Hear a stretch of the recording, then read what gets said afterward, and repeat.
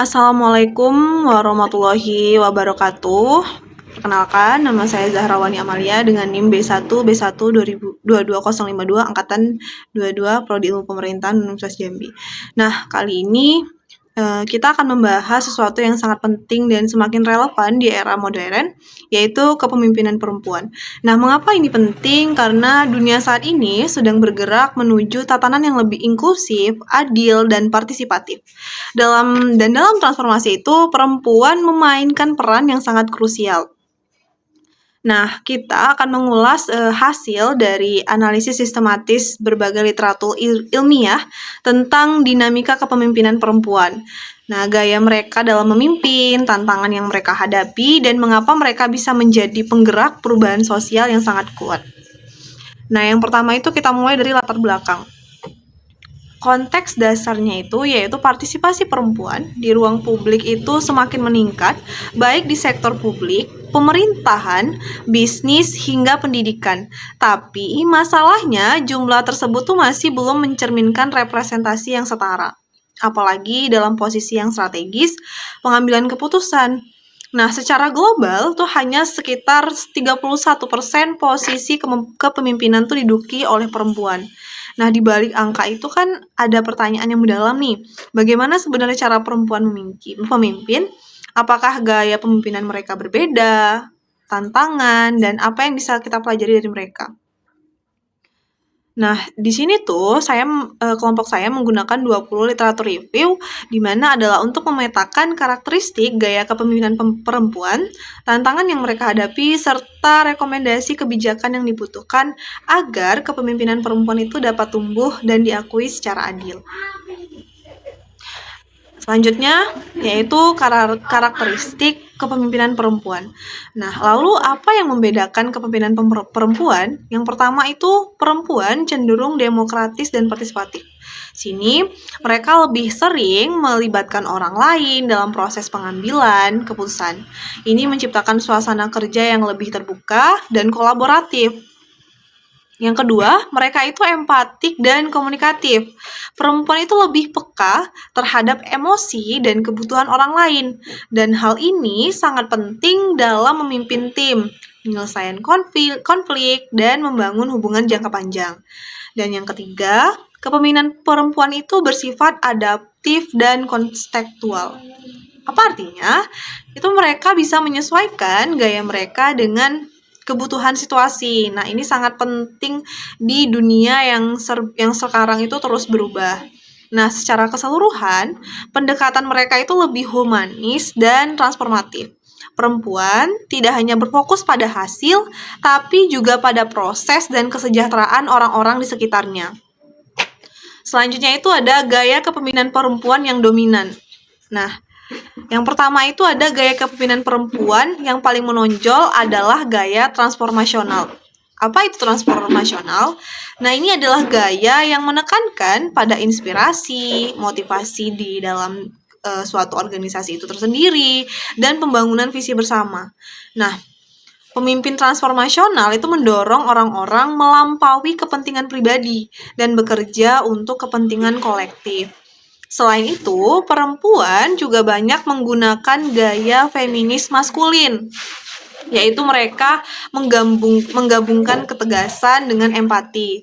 Mereka tidak ragu mengambil keputusan tegas, tapi juga tetap menjaga relasi sosial dan emosi dalam organisasi.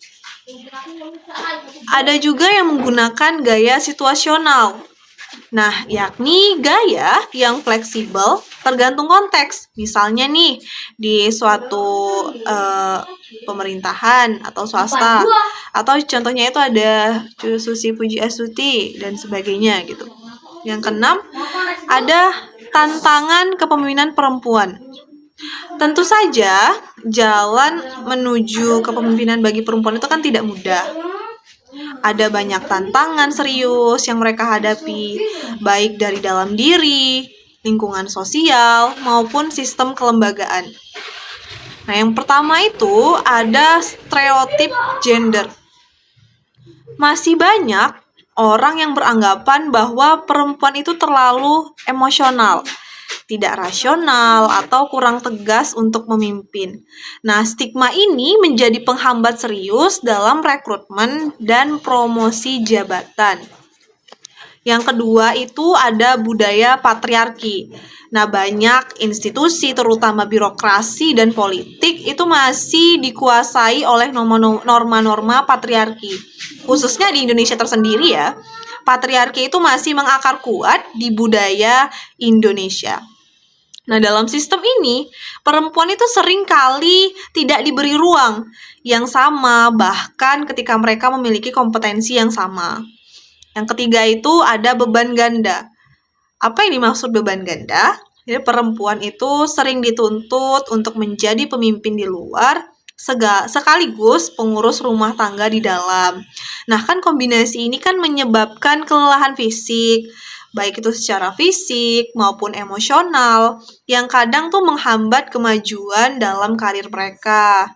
Dan yang keempat, itu kurangnya akses mentoring dan jaringan. Banyak ya, perempuan itu tidak memiliki akses terhadap mentorship atau seperti pelatihan kepemimpinan karena apa-apa tuh dititik beratkan kepada laki-laki sebagai pemimpin. Namun atau jaringan ini berbeda dari laki-laki yang biasanya itu udah lebih dulu masuk ke dalam lingkungan yang berfokus pada kekuasaan gitu. Selanjutnya itu ada salah satu contoh dari kepemimpinan perempuan. Yang pertama itu ada Airin Rahmidiani. Seperti yang kita tahu, beliau ini adalah mantan wali kota Tangerang Selatan, Banten.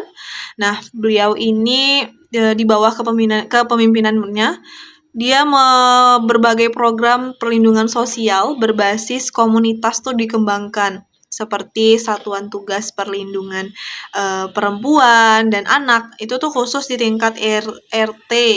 Nah, ini kan adalah contoh nyata bagaimana kepemimpinan perempuan itu mampu untuk menyasar kebutuhan dasar masyarakat dan meresponnya itu dengan solusi yang nyata gitu.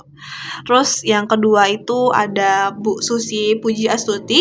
Seperti yang kita tahu, beliau adalah mantan Menteri Kelautan dan Perikanan Indonesia, yang mana beliau itu selain dikenal karena keberaniannya dalam menenggelamkan kapal asing, waktu itu kapal ilegal yang ingin mengambil biota laut ataupun ikan yang ada di Indonesia. Nah, Bu Susi ini juga dianggap berhasil mengangkat sektor kelautan Indonesia itu waktu itu ke level internasional.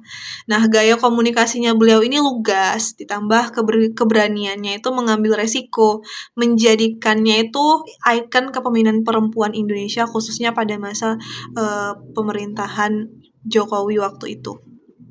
Yang ketiga itu ada salah satu jurnal yang mengaitkan dengan salah satu tokoh di pesantren, yaitu Nyai Pesantren seperti di Pesantren Al-Asro Semarang. Nah, mereka itu bukan hanya memimpin secara spiritual, tapi juga produktif secara ekonomi, di mana santriwanti itu melakukan kegiatan entrepreneur. Ini kan membuktikan bahwa perempuan itu juga bisa memimpin di ruang-ruang yang sangat patriarkial. Contohnya itu seperti pesantren gitu kan, kalau kita tahu. Selanjutnya itu ada implikasi dan rekomendasi kebijakan. Nah, dari temuan-temuan yang ada dalam studi literatur tersebut tuh ada beberapa rekomendasi yang perlu dipertimbangkan oleh pembuat kebijakan, organisasi, maupun masyarakat umum. Yang pertama itu ada redefinisi paradigma kepemimpinan. Nah, apa sih maksud redefinisi paradigma kepemimpinan ini gitu kan?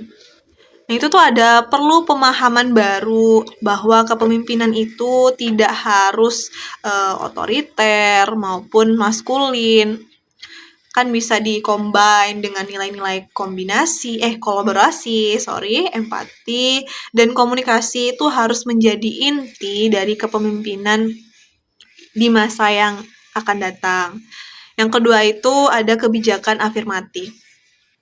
Kan pemerintah dan institusi itu perlu menerapkan kuota atau affirmative action untuk perempuan itu memastikan mendapatkan akses ke posisi yang strategis. Karena seperti yang kita tahu, tatanan birokrasi pemerintahan, khususnya di Indonesia itu rata-rata diemban oleh laki-laki kepemimpinannya.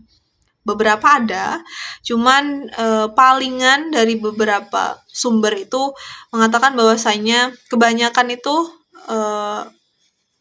biasanya yang perempuan dalam hal birokrasi maupun politik itu biasanya berasal dari kekerabatan, kekeluargaan, yang mana mungkin ada keluarga di dalam suatu susunan birokrasi sehingga beliau bisa dapat memimpin gitu. Ketiga itu ada pelatihan kepemimpinan berbasis gender. Nah, sini ini udah pasti ya, organisasi itu harus menyediakan bagaimana program mentoring dan pelatihan khusus untuk perempuan agar mereka itu bisa membangun kapasitas itu secara setara gitu. Jadi mereka pun tidak harus takut untuk meng-speak up diri mereka di ruang publik bahwasanya itulah mereka gitu. Terus yang terakhir itu ada revitalisasi tafsir budaya dan agama. Ini disclaimer terlebih dahulu ya. Sebelumnya itu seperti yang kita tahu, Indonesia itu kuat banget dengan agamanya. Budaya maupun agama itu masih menjadi faktor yang sangat-sangat dilihat di Indonesia khususnya saat ini. Nah, banyak batasan terhadap perempuan itu dibenarkan tuh dengan alasan budaya atau agama gitu. Padahal ya, interpretasi progresif tuh nilai-nilai itu justru bisa menjadi dasar bagi kesetaraan itu tersendiri. Dan yang terakhir, kepemimpinan perempuan bukanlah narasi pelengkap. Ini adalah inti dari perubahan sosial yang lebih adil dan inklusif. Mereka itu membawa pendekatan yang berbeda, yang mengutamakan keseimbangan, hubungan sosial, serta keberlanjutan. Kita butuh lebih banyak perempuan di ruang-ruang pengambilan keputusan. Bukan sekedar untuk representasi, tapi karena mereka membawa nilai dan cara pandang baru yang bisa memperbaiki sistem kita yang dimana selama ini selalu timpang gitu.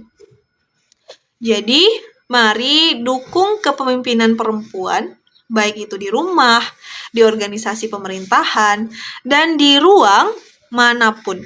Karena ketika perempuan memimpin, perubahan yang lahir bukan hanya struktural, tetapi juga menyentuh sisi kemanusiaan yang paling mendasar.